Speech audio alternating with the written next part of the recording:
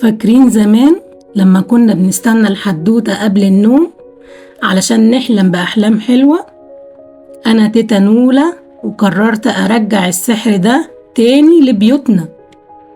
في صفحة وقناة حواديت تيتا نولا بنحكي حواديت مصرية من القلب، حكايات بتعلم ولادنا الأخلاق، الأمانة وحب الخير، بس بطريقة ممتعة وشخصياتها يحبوها ويصاحبوها. يا كل ماما وبابا، سيبوا ولادكم معايا في رحلة جوه عالم الخيال، وهم بيتعلموا قيم حقيقية بلهجة يفهموها ويحبوها. عودتنا مش بس للصغار، دي لكل اللي لسه جواه طفل بيحب يسمع حكاية. مستنياكم في حواديت تيتا نولا، يلا بينا نحكي. يا أهلا بيكم في عالم حواديت تيتا نولا. عارفين إيه اللي بيميز حواديتنا؟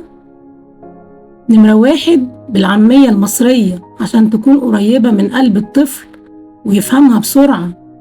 نمرة 2، قيم وأخلاق بنعلمهم الصدق، التعاون والشجاعة من غير محاضرات، بس من خلال مواقف الأبطال.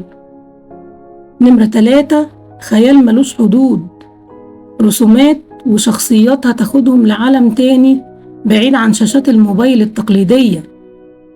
ليه الكبار هيحبوها قبل الصغار؟ لأننا بنقدم محتوى هادف وآمن وبيرجع لمة العيلة حوالين قصة جميلة ومفيدة. تفتكروا إيه أول حدوتة سمعتوها وأثرت فيكم وإنتم صغيرين؟